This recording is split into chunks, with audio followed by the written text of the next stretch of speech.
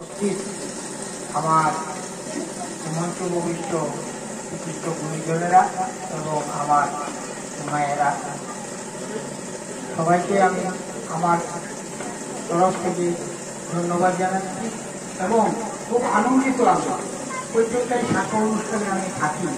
তো আজকে সুশান্ত যখন ওই দিন বললো আমার একটা বিশেষ প্রোগ্রাম ছিল, তো আমি বলতে একটু আগে, কিন্তু ওইটা বিশেষের কারণে আজকে বাতিল হয়।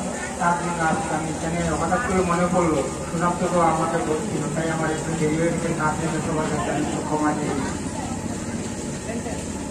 আমার আশুবাবু একটুটাকে বিস্তারিতভাবে বলছেন, সবাই বলছেন, আমি বিশেষ কিছু বলবো না।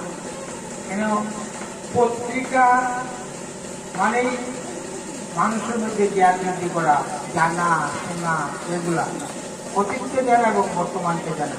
যেটা রেখে যাওয়া যায় এইটাই থাকে, কিন্তু আমরা যতই অন্যান্য কাজে নিজের সময় বা অন্য কিছু ব্যয় করে না কেন, লিখিত না হলে কোনো জিনিস থাকে না। তার জন্য লিখিত যে কোনো পত্রিকায় হোক বা যে কোনো গ্রন্থেই হোক, এটা বাস্তবে থেকে যায়।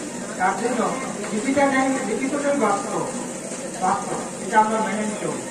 তাই আমি সাক্ষ্য পত্রিকার উন্নতি কামনা করে দিন দিন কথা দিতে হোক, এইটুকু বলেই আজকে এই মাতৃদিবসে আমার শ্রদ্ধা জানিয়ে আমার